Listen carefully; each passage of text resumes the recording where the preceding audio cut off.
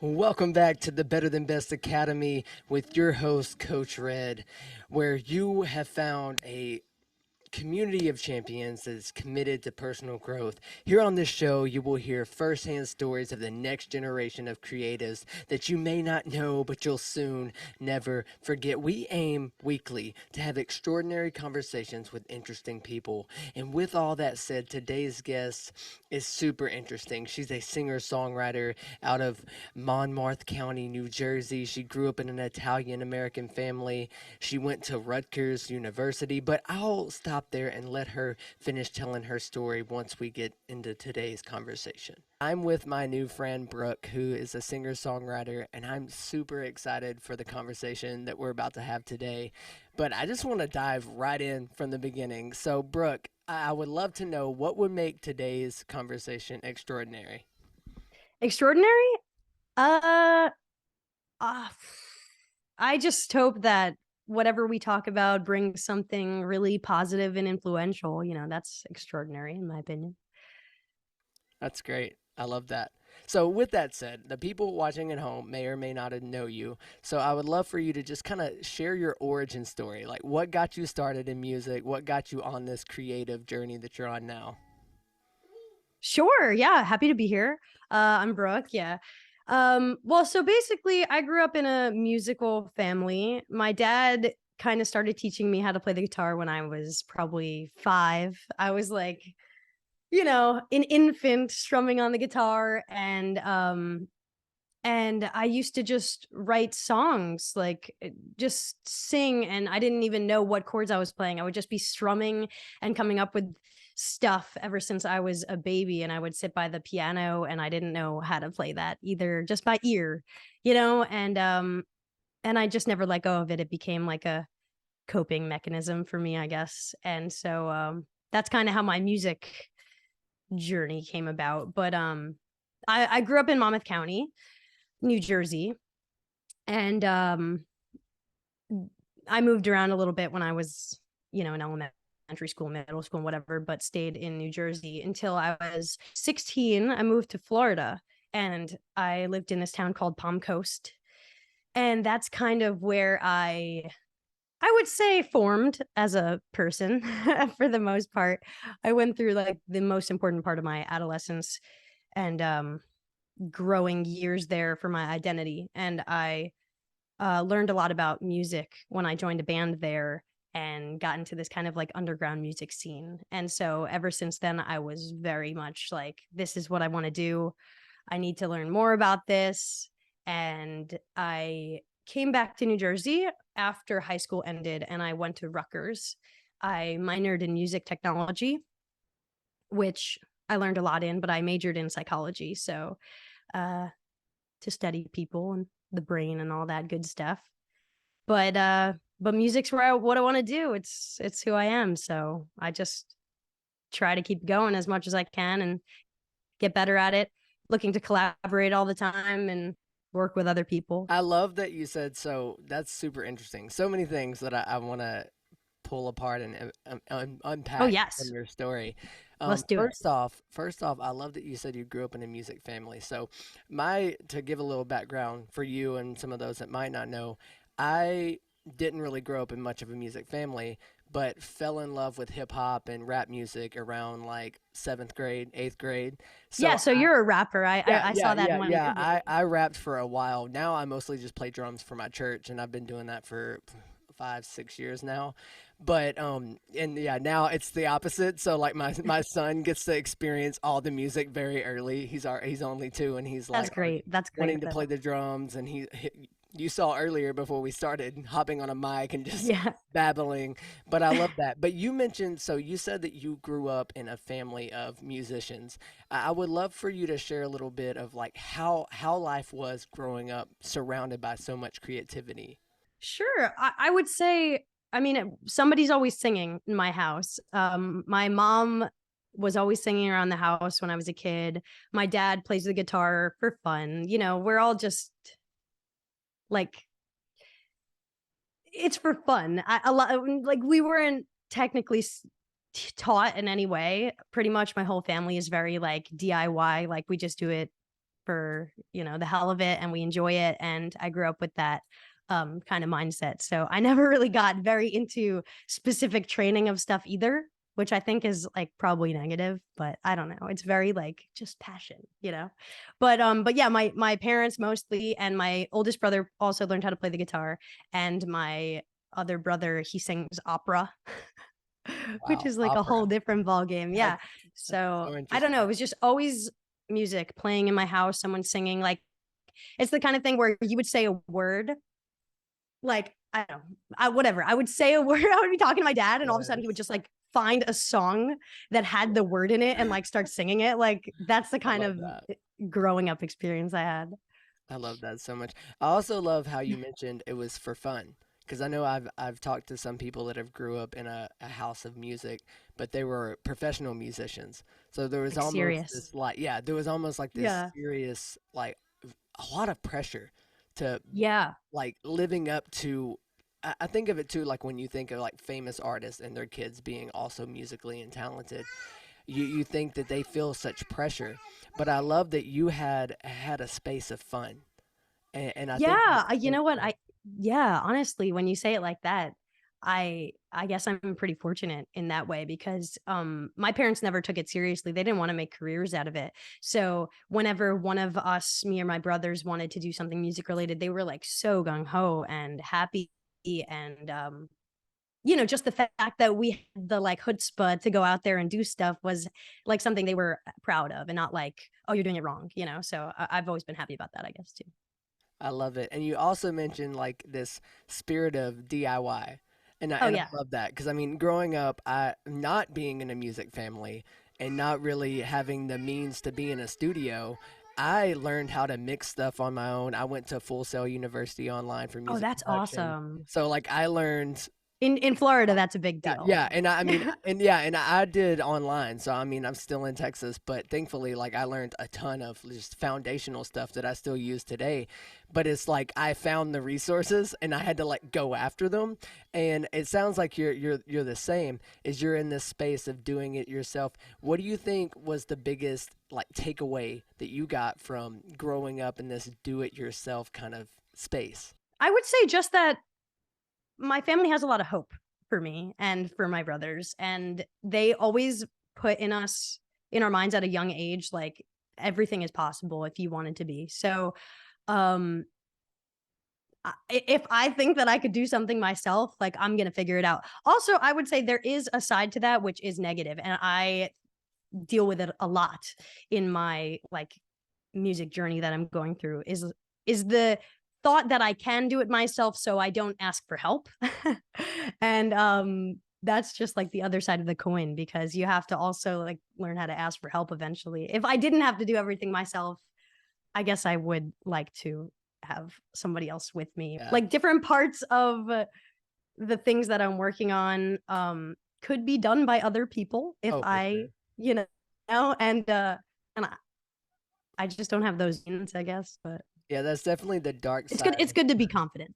Yeah, and that's the dark side of having that strength of a do-it-yourself solopreneur, as I would say in like a business term. But when Uh-huh. you're like a solo artist and you've just learned how to do everything by yourself, it can lead to burnout. Because that's ultimately what happened to me in my journey is I was trying to do everything at once, including like on top of being an artist. And it's so important for us as creatives to delegate, and it's so hard to Oh delegate yeah. something that's so personal because when you're working on a creative endeavor of any kind, whether it's music or painting or any of that stuff, it's so hard to give almost creative control to a degree. But Yeah, man, it's like there's so trust. yeah, and there's so much freedom in it though, because when we are able to get into a space of okay, I can't do it all on my own, and when you're able to, I love it. There's a book called The Big Leap, and the guy talks about working in our zone of genius. And for me, I worked at a ministry editing videos for 4 years, and I was really excellent at editing videos, but that wasn't what fulfilled me.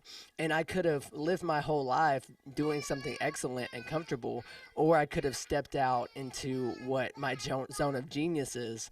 And hopefully, you can't hear my son screaming in the background. I can, but it's But adorable. So okay, awesome, great, great. I love it. And for those that just listen, that's my son. he's like adding a backing track to Yes, he this, is. which is great. He's really helping it out. But the zone of genius, meaning like for you, whatever that may be, I'm sure it's singing, songwriting, and being able to fully focus on that instead of having to focus on, okay, what's my brand image? No, What's the literally business? 1,000% when I tell you, like, I think honestly, there's a part of this DIY nature that is kind of like the death of authenticity, because when it comes to like what I'm trying to do here with my music, when you have to wear so many different hats, it's very hard to put your heart into every single one. So for the most part, you're like allotting all that to just brain power, like logic stuff. And when you're trying to do 10 different things at once, when you're trying to write a song, but then play it with such strong emotion to do everything in the right tempo, the right timing, all this precision, then you have to record it, then you have to edit it, then like it's all of the videography, the audio work, the like a million things going into one thing, which could be for like Instagram reels and TikTok purposes, like 10 seconds long, but it can take hours. And when you're breaking it down, Hours and hours, hours. hours. Oh, And when, I yes, totally can you attest to know, that. but when you break it down into all those parts, like every part takes a little piece of like authenticity, I think, away from it. And so I don't know how people make things look so effortless when they put so much effort. You put so much effort, right? Seriously, yeah, I totally agree. And with that, I think too, but I think there's a beauty in, and I've said it over and over again about we now live in a TikTok space. Because when I worked for that YouTube channel ministry that I worked for, it was very Uh-huh. polished. Like we were on TV, so it was like a 3 camera setup, teleprompter, word for word, what she was gonna say. Editing, the lighting was perfect. So I stepped into my own content creating journey at a space where if it wasn't perfect, I couldn't do it. And I had to see TikTok and be Yeah. like, okay, I'm in the middle of working out with this cut off shirt, sweaty. I'm just going to hop on and tell you this thought I have. And those often do so much better. But there's such Yeah. a beauty. And what I've learned through the past few years is like our vulnerability is a superpower, and like that builds in the authenticity that you mentioned on. and it Absolutely. and like being authentic and being vulnerable is a gift. And when we can share that in a way that's real and not put on and polished to the T, then we truly relate as humans. Because at the end of it all with our art, like that's our goal. I think, at least for me and my art, is really to connect with other Yes. humans. 1,000,000%. I would say it's probably a lot easier for people to put on an act and Oh yeah. than to actually be authentic, because you're authentic just living, but when you have to like record it and do all this stuff, it's much harder. So if you get to the point where you're doing that successfully, you have a lot of confidence, which like you said, I believe, right? I mean, that comes by just having the courage. Yeah. And so if you got past that step point, like you're on your way, especially in this TikTok world where people want to see you like at your worst half the time. It's Seriously. hard. It's really hard to get like over that line. Seriously, and it kind of goes into that whole imposter syndrome that we always hear about. And the more that we learn and the better we get in our art and our creativity, the more we feel like a fraud. And a lot of times you see a lot of self-helps and they're like how you can beat imposter syndrome. But I like to flip it. And I like to think if you're on the edge of feeling like an imposter, then I feel like you're going in the right direction. Because oftentimes Yeah, it's the I feel things that. that Uh-huh. scare us. It's like I mentioned in that TikTok you were referring to, how it's not that we need confidence, it's that we need that courage. And man, Hmm. I love that so much. But I want to ask you, so we're in this space, and you mentioned a little bit how it can be when you're focusing in on all the things instead of the thing that is your genius, that the thing that is what makes you feel most alive. With Mhm. your creative career up to this point, what would you say has been your biggest struggle as a creative? My biggest struggle as a creative, my, I mean, like technically, very, like very specific answer. Is that what you're going for? Anything. It's very open to Okay. what you Well, feel like. very, my biggest struggle has been production. When it comes to my music, the most I feel alive and real, and this is what I want to do, is when I write a song and I play it on my like acoustic guitar, pretty much. That is what I love to do. I could write songs all day. I could perform them all day, but to get them to a point where they're polished, it's something that I don't feel very confident in at all, and it's definitely my biggest struggle. I've been trying to do this music thing since, I mean, I haven't seriously put my best foot forward until about when I graduated college, which was only like a couple of months back now. Uh, but I idealistically started this when I was 17. Like I was in high school and I started writing all these songs. And I mean, not even, I can't even give you a straight answer here because I started writing songs, like being a songwriter when I was 11. So I have so much music and I don't have the proper way to put it out there, or at least not in the way that I want it to be conveyed. So I would 100% say that the production is my weak point. That's fair. I want to encourage you in a moment for a moment. So you mentioned that you've been writing and making music since you can remember, Yeah. but it's only been a few months that you're taking it serious.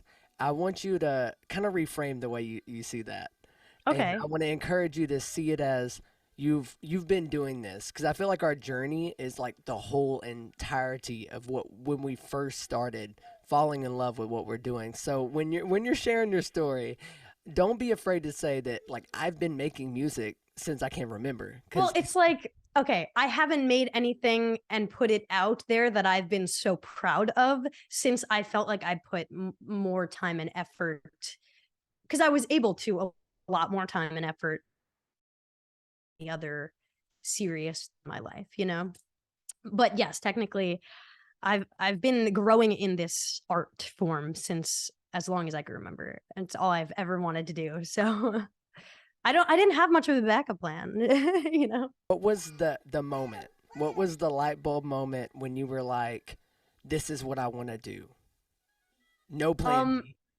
there's not a moment like that necessarily, but I can think of a memory that uh something I used to do when I was in elementary school, like so young. We had this deck in our backyard that had like multi levels. Like we had a big backyard with a pool, and it was great. The house I grew up in was really great. But I used to stand out there for hours as a kid by myself. Like I can't imagine like watching this child. I'd be like, are they okay? Why are they alone all this time? But I would stand out on the deck singing songs and making up my own dances, like looking like reflection of the glass to the door.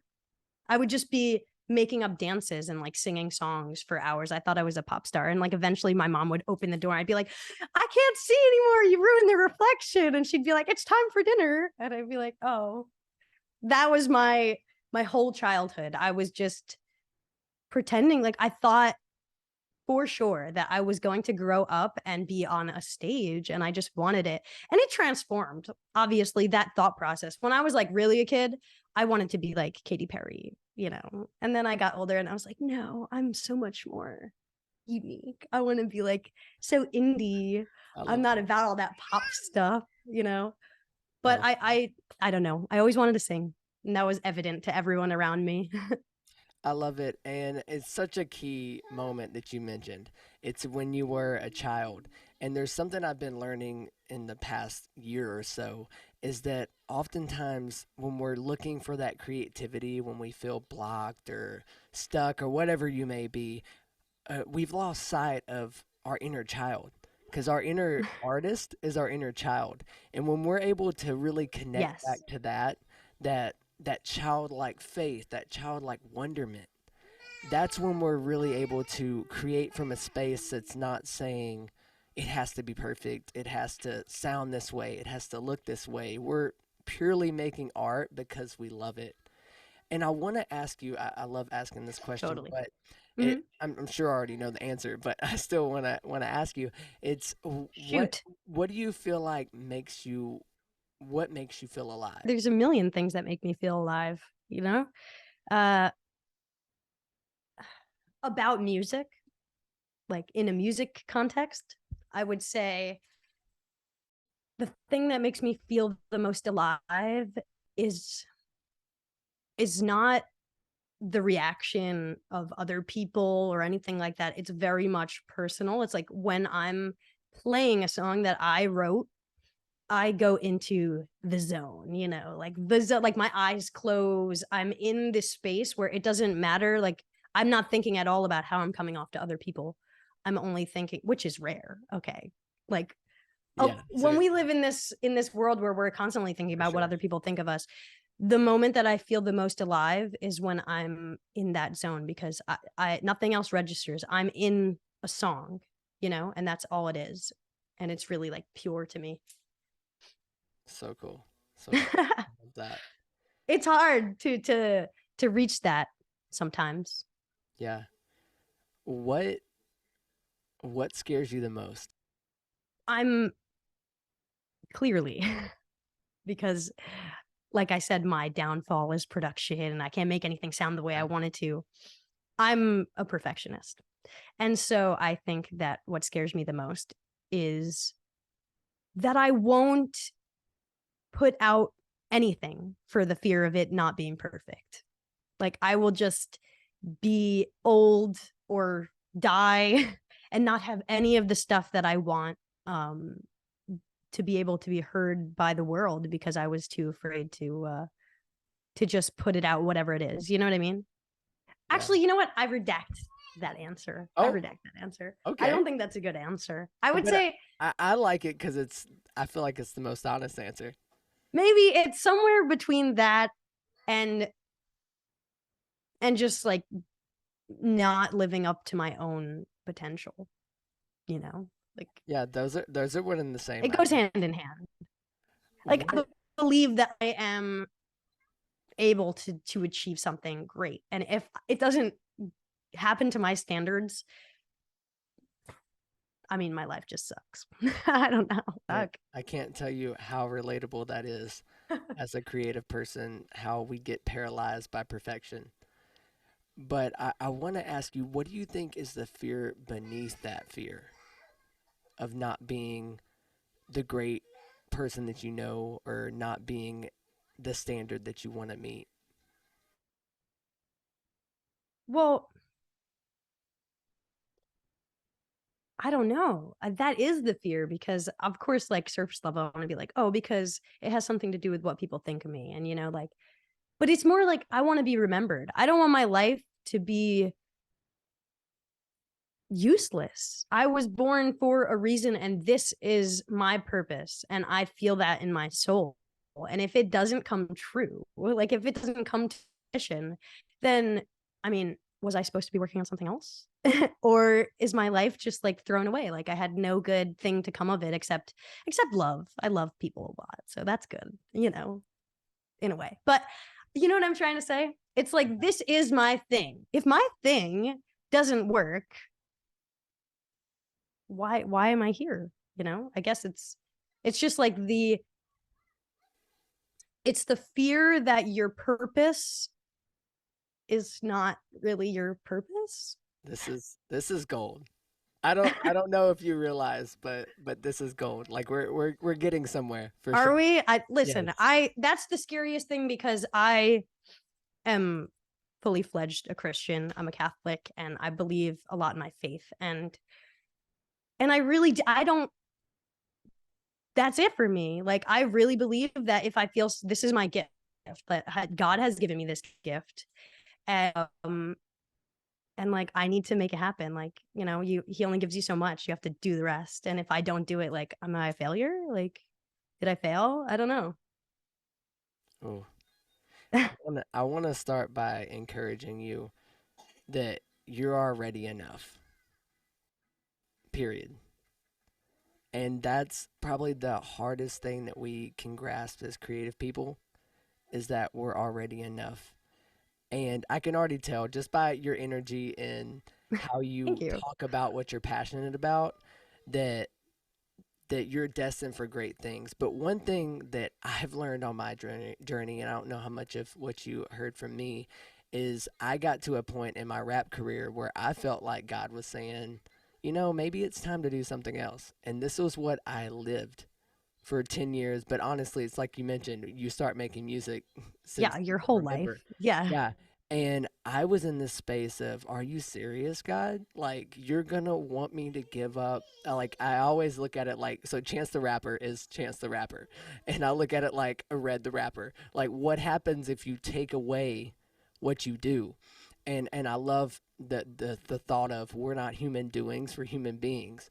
And our identity and our Hmm. creative identity isn't tied to what we do. And it sounds so counterintuitive It because, does. How is that possible? yeah, because all we're ever told is you wake up, and if you're not doing something creative, you wake up, you go to a job, when you have a conversation with someone and you make small talk, it's what do you do? It's never who you are, it's what do you do? And I've ultimately learned the hard way that we have to come from a place of already being enough, because if we're believers in God, which you are, and a lot of the people Yeah. listening at home is like God chose us. Jesus died for us. Yeah. Not not that we can earn Amen. our way, not that we can earn our way to perfection, but the fact that we are already enough. And that Well, if yes, you know what? In a biblical standpoint, I agree with that 100%. You don't know how many times I tell people that. Some people come to me, whether it's just because I try to be a good friend, or because they know that I also have like a little bit of like psychological training in my education field. But people come to me sometimes and they ask me about things, and they want me to, make them feel better. And I try to tell them that, I like, because sometimes it's an iffy, touchy thing, but I'll be like, "Are you a Christian? Can I be Christian with you for a moment? yeah, God loves you, right? Like you're yeah, perfect the way you are. Like He loves you the way that you are right now, or at your worst, the more like just as much as He loves the most powerful of. And that is something that if you're a Christian and you wrap your head around that, you have to equate that to yourself. And that's hard sometimes. Like I'm sitting here thinking, yeah, okay, I'm a musician and I can be like, oh, beautifully like dandy in my songwriting in my mind. But if it doesn't come out of my mouth and no one hears it, I don't make a difference, you know? And maybe I don't. And maybe that doesn't happen, but am I still worth it as a person? Does God love me? Yes. But I think in my head, I think He wants me to spread messages. So I don't know where the line is between like you said, human doer or human or human being. I don't know where the line is, I, you I know? think I think it's both, and it's crazy. And again, it goes back to me saying how counterintuitive it feels. But when we already come from that place, then what we create isn't in striving. It isn't in like, you know how it is when you've been around someone that is so desperate and so needy to achieve the Yeah. thing that they're going after, which I totally, and that's totally fine. Like, I'm all about being driven and passionate. I mean, I get it. If Yeah, but anyone's, I mean that goes back to what we were saying before about like authenticity, because I've yeah. been told before that I look like I'm trying too hard. And Oof. I'd be like, "Ooh, that is like the worst thing that you could say to someone, because I Seriously. am trying hard. What do you want me to do? Like, what does the internet want from you? Because you are Right. trying hard." But I guess what you're saying is like you have to, you do have to try a little bit less, and sometimes maybe that's where the gold comes from. I don't know.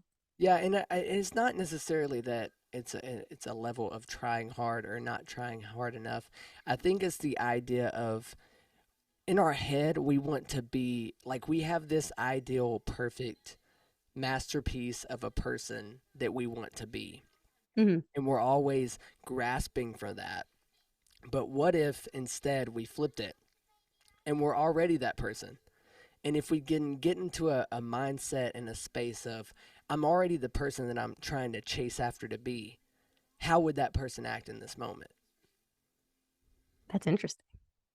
And that's how I've been trying to look at things. Because I mean, we could. It's so important because it's like that idea of what we think is what we speak, and what we speak is what we live. And if we don't realize that, then we could essentially be thinking the worst about ourselves. Then in turns become saying the worst about ourselves. Then in turn becomes living the worst.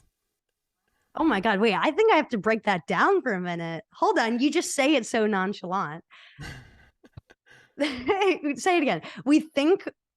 We think the worst about ourselves. No, no, no. You said we speak what we think. Yeah, so we think what we speak, and what we speak We think is we what we speak. live. Oh my gosh. Because So wow.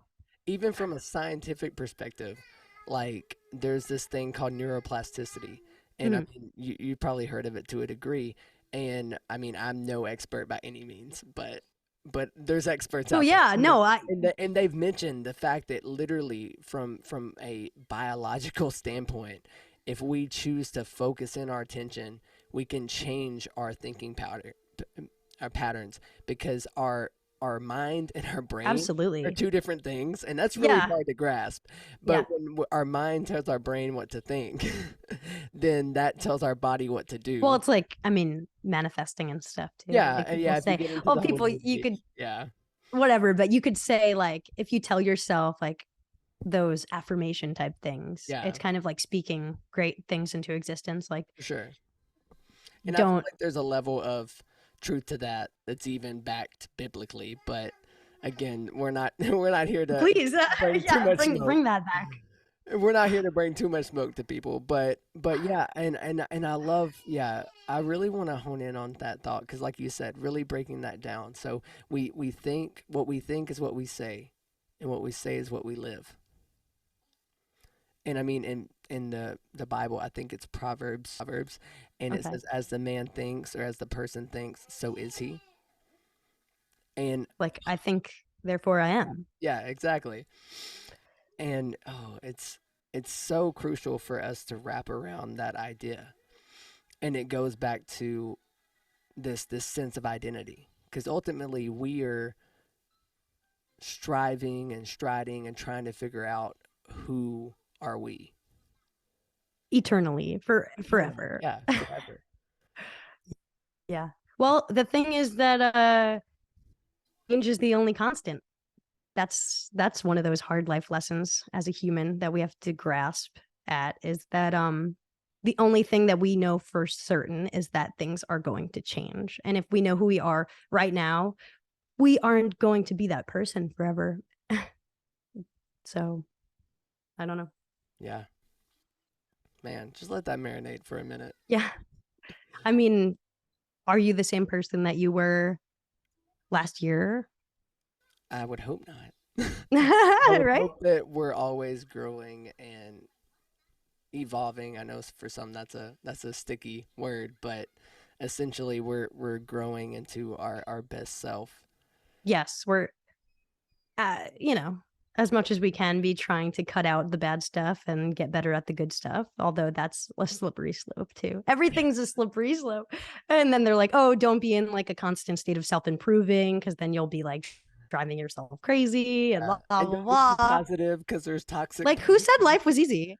Yeah, Come like, come on. on. All right, so if you could go back 5 years, what Uh-huh. is the 5 years. 5 years? Okay. That's far. So how old are you? 22. 22. So 5 years. I'm bad at math, but Is that 17? I think so. Yeah, I So think so. back back to 17-year-old Brooke. Okay. What That was is a fun year. the one bit of advice you would give yourself?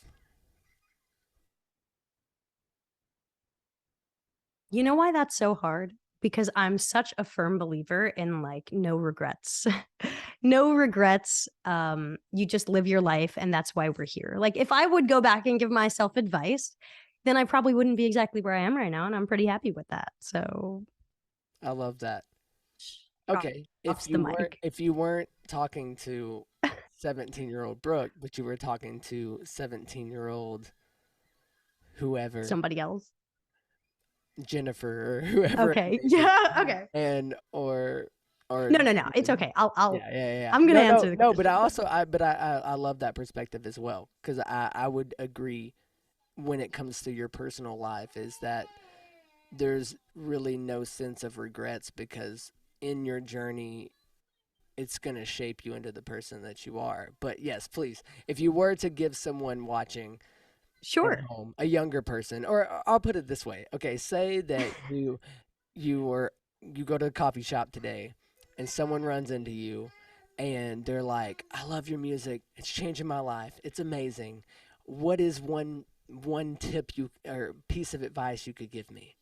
Okay. Well, first of all, if that ever happens, that will be the best day of my life. Has yet to Would, happen. not if. Yes. Would. If somebody was to tell me that my music has changed their life in a way, I would be over the moon. I would love that. But um oh God, that's like I would probably tell them if um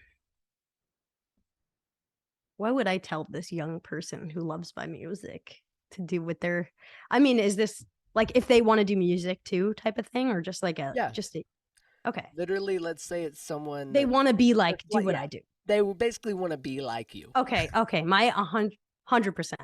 My biggest advice to somebody who was in the position I was years ago and could have done something different, it would be you need a team.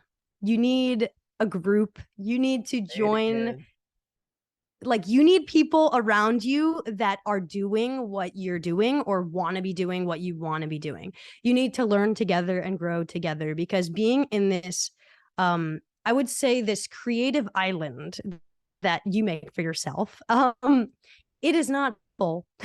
It's not. And I think that I was maybe at a place where I could have created this atmosphere around me of growth and been in this kind of creative circle of sorts. I strayed away from that because when I was younger, I didn't want to be bothered. And I was honestly too focused on like relationships and whatever else 17-year-olds want to just like mess around and do bullshit. If I was more serious about where I thought this was going to end up, I would have started laying the groundwork. Yes. I think networking is one of the most important things you can do. And Come on. I think it is. I don't have much of a network. I'm still working on it so much. And I think it was so late in the game where I was around all these people who were musicians. We didn't end up like doing a lot together. And then I ended up going to college and falling off from that whole community into a whole different community where I could not find people who wanted to do what I was doing, which is, it seems so strange. I was in college doing music classes, you know, I didn't end up working my way into the right circles. I was doing it alone. I would say go back in time and make a team for yourself because you'll go farther with other people's help. You need to ask for help. It's true. Come on. If you want to go fast, go by yourself. If you want to go far, go with the team. Build a That's team. good. That's good. Build a community. Build Yeah. a team. Yeah. So important. And to share a little bit about kind of like what I do and even the reason I restarted this podcast and started talking to people was really built on that networking, bringing people, Yeah. creative people. And that's why I asked for all your socials and ways to contact you because we're going to put that in the show notes so people can Thank you. I connect. appreciate that. If I you're mean, out yeah, there and you're like, yeah, there's a lot of like-minded individuals. I don't know why it's surprisingly hard to find each other or to make lasting connections because sometimes I fall, but then I don't know, they just like fall off. We just fall off. I'm very serious. And it seems like about what I want to do. You know what I'm saying? And it seems like I meet a lot of people who are either much farther ahead than me and it kind of doesn't benefit them to work with me or they're much farther back and less serious. So it's like you're pushing them to want to be doing something with you, and that also doesn't work. So to find people that are really at the same sort of, or generally speaking, the same level and the same amount of energy and effort that they want to put in is surprisingly difficult, I would say. So For sure. And that's actually one thing that I'm really excited because I have an idea. okay. Especially I'm like wanting to build it in the next coming year. But I have a friend of mine that develops apps. And basically I've started loosely, very early stages of building some kind of app where it's something like that. Where like, yeah, TikTok is amazing, yeah, social medias are amazing, but what if there was a way that creative people could really connect, like you said, all those things that you're looking for, Yeah. and building that community of creatives. So as something I'm working on, it would also include Well, some of that sounds awesome. my own services, because for those that don't know, I hate the term coach because it's just what it is, life coach. Own up to your coachesness. But I coach and Awesome. consult, and I would say it like this. I love the way it put trusted advisor, because I have experience both as an artist and a creative, but also in the mindset space, but also in the creative space of like videoing and branding for that. And I'm at a space where I just want Absolutely. to share that knowledge, but also make a safe place for people to be heard and seen and build connections with others. So that's why I'm really excited about the app that I'm building. And yeah, if That sounds incredible. when it's launched, I'll definitely let you know and everyone listening at home about it. Yeah. I'm excited to launch it because it would be that. It would be like a space, like almost like Discord, but to a more focused space where you could be like, hey, I'm looking for a graphic designer. And there'd be like all these graphic designers and they can make that connection. And Yeah. just building that, that's what I'm really That's excited about. awesome. You don't like, I think sometimes I think about what I'm doing and I look at all the things that I have to show for, and I think that I haven't done much yet or something, you know? But when I really think about how far I've come, that goes to show why what you're saying, that service is needed. I can think about some kid who's just starting all of this, who doesn't know anything about how things work, and they really need, like, they want to spend the next 5 years figuring out like minor details just so that they can get to the point where they're finally like making things they want. Or can they get that faster? Can we readily like give the information to people who need it, and let them grow more exponentially, I would say. I mean, it's kind of like, you know what I mean? Seriously, Like, come you said on, it rocket, perfectly. let's shoot up here. Cool. And Yeah. oh man, and that's the thing too, and that's why I feel like there's such a need for it. Because when you get onto a TikTok, when you get onto an Instagram, yeah, you've got algorithms that are learning you, but they're still throwing you an advertisement, or they're Yeah. throwing you the random viral video and it's a distraction. But what if you had that space where it was very focused? It was focused in on what you're going after, Yeah. I even if agree. it's It's some it's easy to special, get yeah, sidetracked. yeah, and it's that So accountability. It's that when you're seeing other people's close to you winning at areas that you want to do, it makes you want to go further. yes, I would. Have you ever heard the analogy of, it's something like, you put an orange in a bowl of oranges with mold on it, like the orange is going to grow mold also. I don't know about it. Hey, that Something like sounds, that. yeah, Something like that. But it really is like who you surround yourself with, or, well, in this day and age, like what videos you're watching and stuff like that. But seriously. it really is, that's the product that you're going to get. Like, if you want to be better, like, who's better than you? Yeah. Start working, doing what they do, look up to them. Like, don't be stagnant. And total immersion, because when you Yes. find the area or the field that you want to be in and you want to create that exponential results, then you have to find someone to model after. If these younger kids are at a time where they're the most able to create. Like, I remember when I was a teenager, like I remember being a teenager and people saying like, "Oh, you write songs, like make sure you write them now because one day you're going to be old and you're not going to have Seriously. anything to write about or something." And of course there's falseness to that, Yeah, but for sure. some of that is true. And I would say I was going through like the most angsty like moments of my young life, And those would have made hits. But if I didn't know how to produce them, if I did, we would be at a different point. If kids now can be going through these like milestones of life and they're still young and raw, like in their mind, and like what they're how they're analyzing things and how they don't know everything yet because their brain is growing, like writing and creating things in that time of your life is so important. And it's really what a lot of people love and relate to the most. It's like young mind, fresh mind. If Like they what? have that opportunity to make it, Yeah. like Like what's the song? The driver's license song? that's what I was, yes, Like Olivia exactly. Rodrigo Yes. stuff. Yes. Yes. Like that's what, because there's just such valuable. My son is going in the background. Love it. He's like, There's such, yes, yes. He's like, that's it. amen. That's right. He He gets it. wants to know. He's like, I Yeah. got all of this information. Gotta get it out. Give me the app. I love that. Man, that is so good though.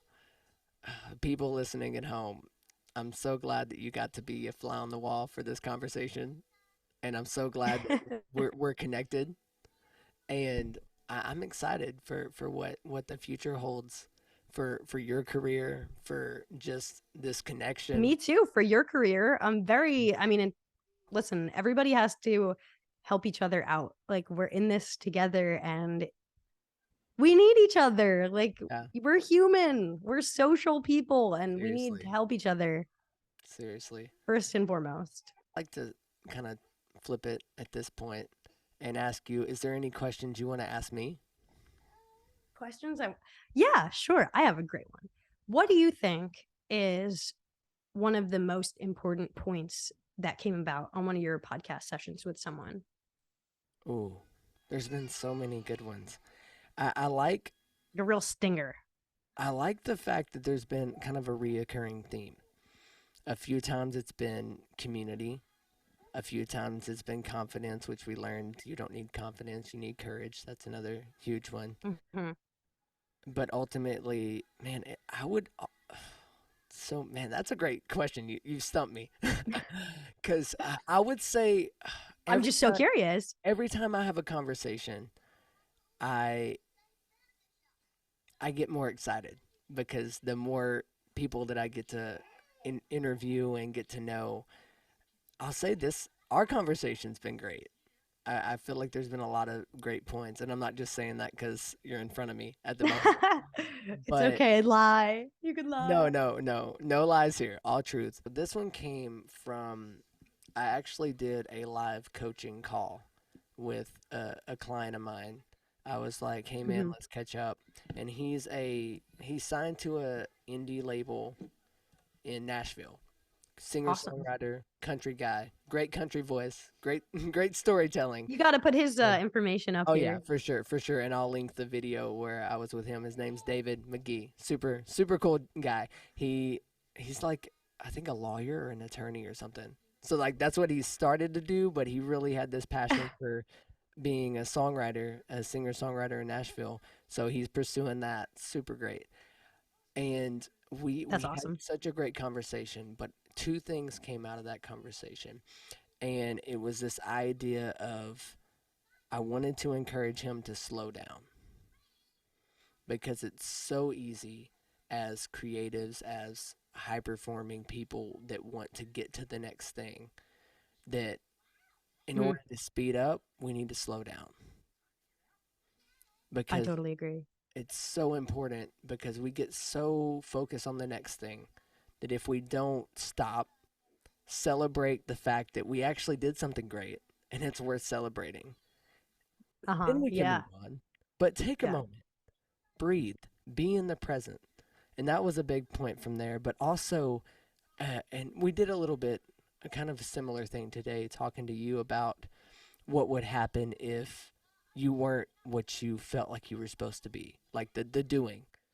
Like, what would Yes. happen if tomorrow you couldn't sing and write songs? What's at the heart of that? What's the impact you want to make behind that? And for him, it was that story, telling that story, whether it's his own story or the stories of the people that he comes in contact with or ones that he even makes up that have Yeah. an impact on other people's lives. So it would probably have to be those two things from that one. But I love that I question. love that. No, what you said, oh my God. What you said about the celebrating really does hit home for me. I my biggest show that I've done yet has been at the Bitter End in Manhattan. It was a great night. It was amazing, and for me that was a big deal. You know, I'm really just starting, and for me to get something like that, this place is a big deal. Like historically, it's a big deal, and for me, a mega big deal. Like so many of my inspirations have played on this stage, and for me to do that, I felt so important. And everyone I loved was there. Everyone that I pretty much knew came. I had so much support, right? But I was going like growing with my like I was doing so well with my reels and all this stuff. And when this moment came, I could barely enjoy it. It was over before I knew it, and I was going home. And how did I feel for the next like 2 weeks? I felt like shit because I wanted to keep going up. I wanted to keep growing. I was like, what now? All of a sudden, there's nothing on my calendar. There's nothing planned. I'm at this point where I feel like plateauing isn't even the right word. I was going downhill in terms of growth and productivity. And it's because, like you said, we're always focused on the next thing. I should have just relaxed. You know, that's the truth. Sometimes you have to relax to even make good content, to make anything. You have to enjoy it for yourself first. That's like number one lesson, right? You have to enjoy it. So, you know what? Going back to the whole thing we talked about, where I was saying, you know, about living up to my potential and all this stuff, right? It does have to come at least a little bit from a place of like wanting to spread it with others, because being good enough, you can't not feel like you are good enough if you enjoy what you're doing yourself. And it has nothing to do with giving it to other people or sharing it with them, because I could sit here and play my guitar and you're right. Like I'm good enough. Like I'm happy with that. And if I die and that's all I've ever done is play guitar in my room with myself, you know what? I probably would be happy in a way, because that is like you asked me, like that's when I feel the most alive. So to just celebrate those moments is really important, because what if nothing like so dramatic happens after that? Like does that not count anymore? Does it not count that we just achieved something great just because the next step that we're about to take isn't also achieving something great? I have two more questions for you. Ask away. The first question, Wait, I need more ginger ale. yes, more ginger ale. All right, the first question, I want to circle back. So you mentioned Okay. that one of your biggest practical struggles of your creativity is production. Why do you feel like it has to be more than what it already is? Well, as a visionary like myself, Yeah. I know how something should sound. I mean, I listen to music, and it touches my soul. The people that I look up to, the way that I hear those songs, it just hits me. Like it's so beautiful. And when I create something myself, and I'm like we talked about, I mean, I'm not able to put 100% of myself into that performative or creative part of it when I'm also the hat of like editing it and making it technically appropriate for what it's supposed to be. I don't feel like it hits. I just don't feel like it hits. I hear all the flaws. I hear the pops, and I hear the gain being at the wrong level at the wrong time. And I hear that, oh, that part that I cut it and I looped it a little bit in the background, I hear like a skip. Like I can't make it perfect in from like a listening standpoint. And so it just sits in my hard drive. And I have 2 songs out right now. I had released other songs in the past, but I deleted them off of everything pretty much. But I have 2 songs out right now. One song I had created with a beat that I leased from someone from YouTube that I've met. And I made all the vocals, wrote it, and mixed it in kind of to the beat myself and all that. But but it was pre-made, because I had faith in that. I listened to it and I thought, okay, this sounds good. I'm rolling with it. Like, I'm just going to make something quick. And that's what I came up with. Like, is that my most raw form of songwriting? Absolutely not. But I wanted to put something out there for once. So I said, let me forget about my 900 other songs and just make something really quick. So that was one song I made. The second song I did, I love it. I love it. Also, I am selling myself short with all the things that I have out there right now, even though I like the way they sound, because I chose what I thought to be my most simple song. And I took that and went to a producer that I have a mutual connection with in a studio up in Queens. We worked on that and I was freely able to be just my creative self. And he like did all the heavy lifting with that project. And it came out great. And I loved it. But we have a lot of scheduling issues. Otherwise, I would be in there every single day making every one of my songs with this guy who does not have time for that. You know what I mean? So it's like at the end of the day, when I have to do it myself because I can't find the right resources or some other people that could do the same job that I'm thinking, obviously within my limited budget, I'm just not happy with my own work. I wanna interrupt you there though. There's a few things. Sorry, I'm going on a No, tangent. no, Okay. you're good. You're good. I wanna pull out a few things from what you said. Sure. Okay, so a big thing is you've already mentioned this perfectionism that Yeah. can cripple and paralyze us. One thing that I wanna use a metaphor for you. Okay, so in our head, when we have a song idea, we Yes. see like the Sixteenth Chapel. We see the Mona Lisa, right? Yeah. Yeah. Like we see perfection. We hear the most amazing, never made, Grammy winning songs, right? And Yes. even when it's out, like when it's out, the people that hear it don't see or hear what was in our head. And for what's out is on that level, if not more, than it once it's out. And it's the emotion and the story and the you that you bring to it, that's what's going to bring it alive.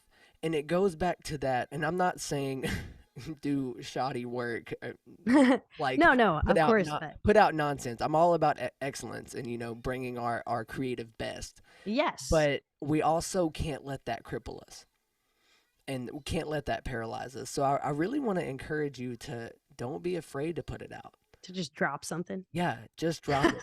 And it's there's a book. It's called "Real Artists Don't Starve" by Jeff Goins, I think. Great book. Highly recommend it to anybody that's an artist that's trying to make a creative career out of your art. And one of his chapters is called "Practice in Public," because if there's no audience for our work, then who are we truly impacting? Because it goes back to what you said. It goes Mhm. back to that idea of, yeah, we're happy making music for ourselves, but what is the ultimate goal? Are we really wanting to impact people and to have those people come up and be like, my life was changed because of your Yes. song? That is the goal.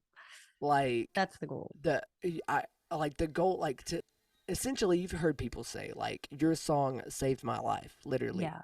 And like who's like what if the songs that are sitting on your hard drive are the songs that could do that for someone?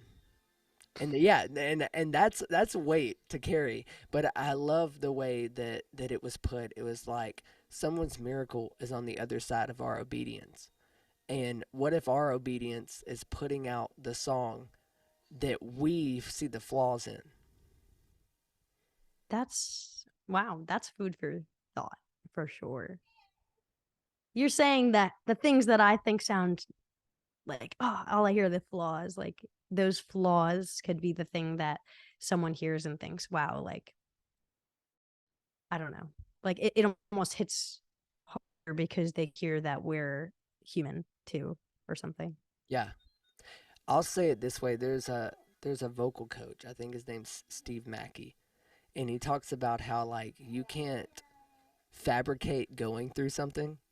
And it's that idea, like when you hear those voices and they're like, they went through something. Like you can literally hear the pain in their voice Yes. and they crack.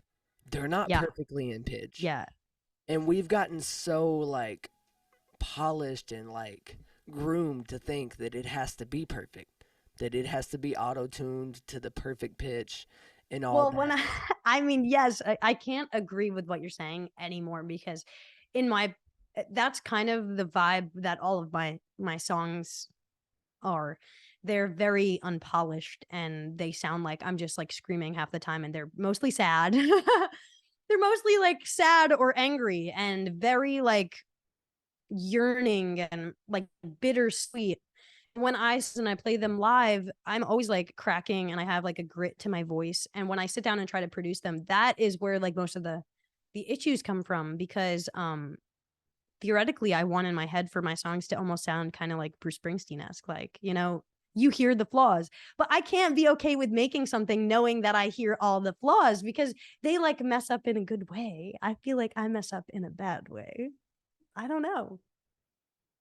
When we're so used to this polished sound, it's very hard to polish something that has that texture to it, the characteristics of like the grittiness and all that stuff. Like it's much easier, like I'm saying with these lo-fi songs, like I'm singing like single notes so that I can like make them sound more clean and do all this editing because it's easier. I can't edit my voice when I'm screaming. It's not like one pitch. You can't just like fix it a little or make it sound all like smooth. You can't really do that. Or at least I don't know how. I go back to embrace the imperfections. Embrace it. Yeah, yeah. Well, you know what? That's why you're the coach. Because I'm sure they sound amazing.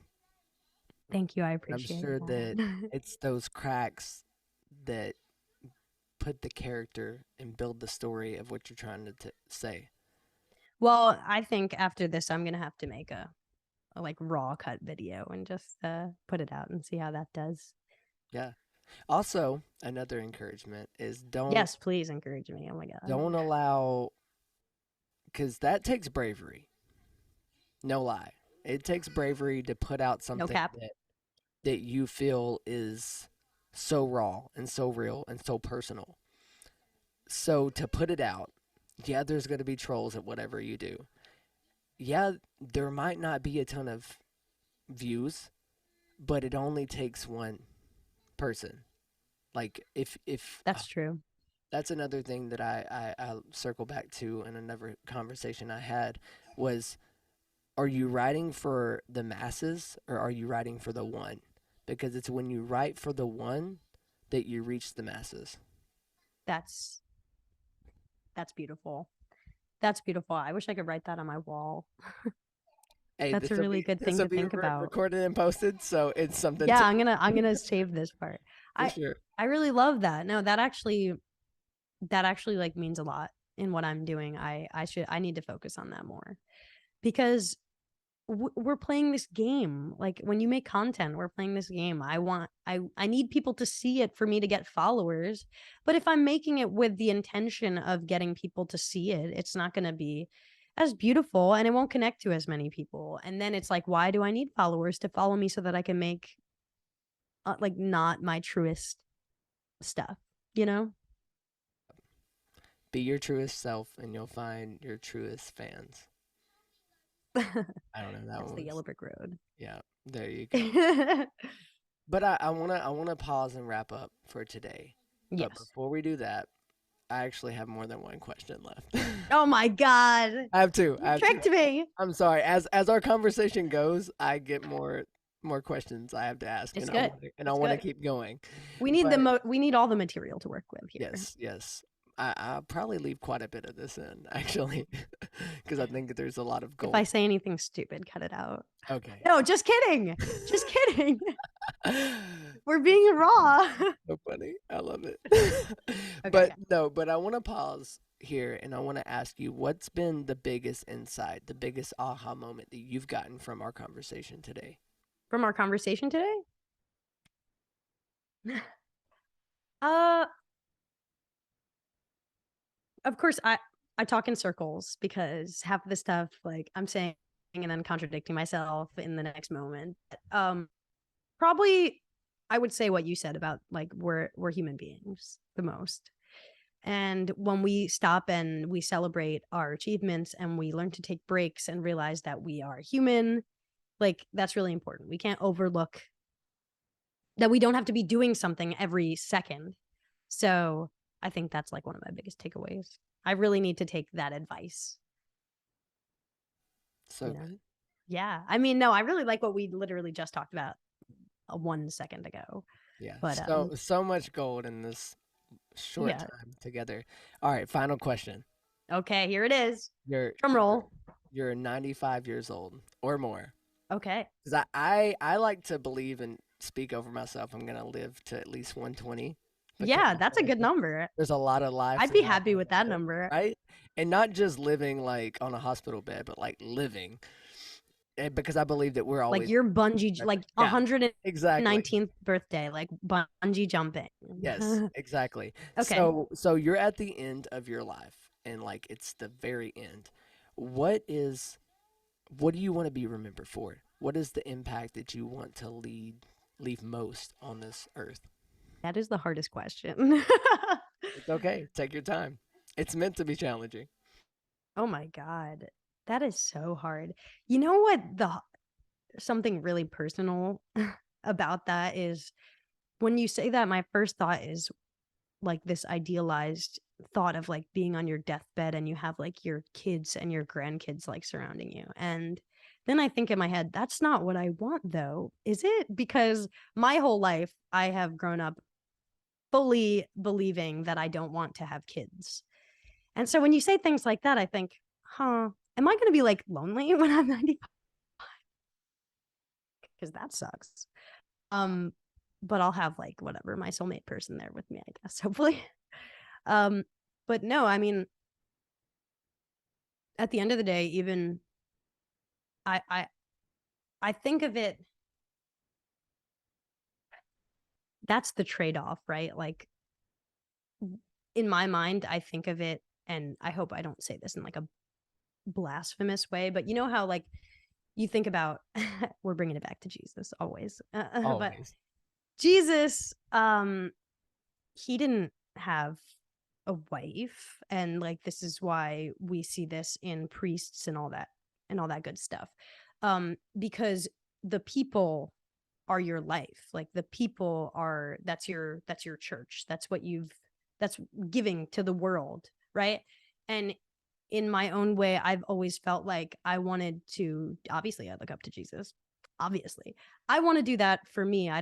Don't feel like I don't feel like I mean, I don't want to not get married, I guess, or something. But what I think that when you have kids, it's it becomes your 100% focus, and it should. But I mean, not 100%, but you know what I'm trying to say. Like, I want to give music and I want to give message through music. And so when I think about when I'm 95 years old and the thought comes to me like, oh my God, am I going to regret like not having kids? Because is that the meaning of like spreading your love? Like for me, that's not what I want. I want to be remembered. I just want people to connect. Like I want to bring feeling to people.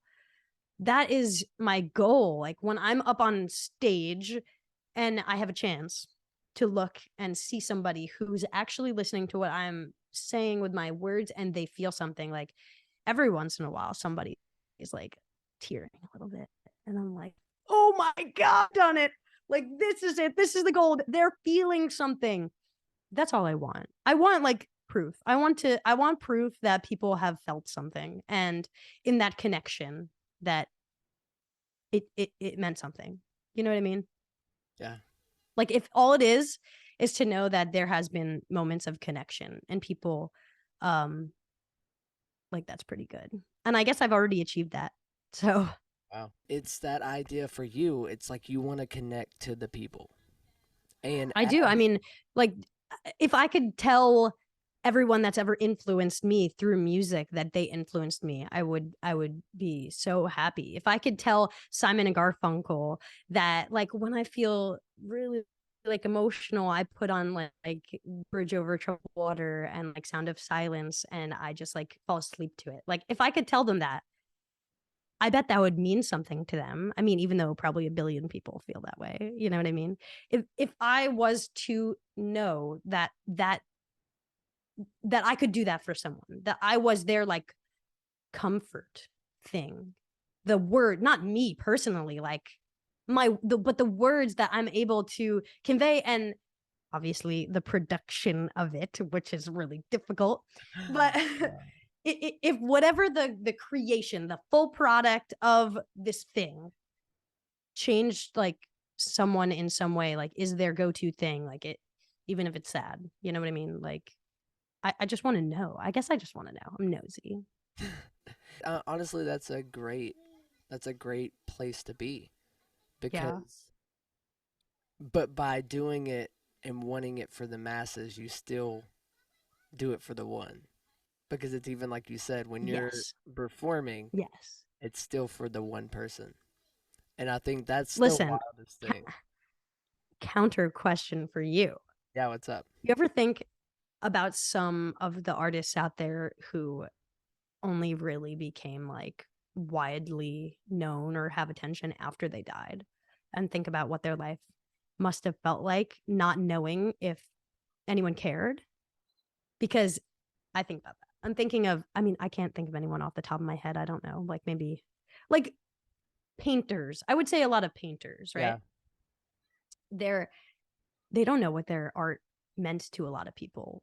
Or even like the people that trailblaze, like the Beethovens, the people that Yeah. started it. Yes, I mean, yes, exactly. They don't know like all that has transformed. So that's crazy. So in a way, it's almost like you're asking me how I would feel at 95. Like, what do I want to know? It's like, what if I know? Like, what if I don't know? I mean, I still want it to happen. Whether or not I know it or not, I want it to happen. You know what I mean? Yeah.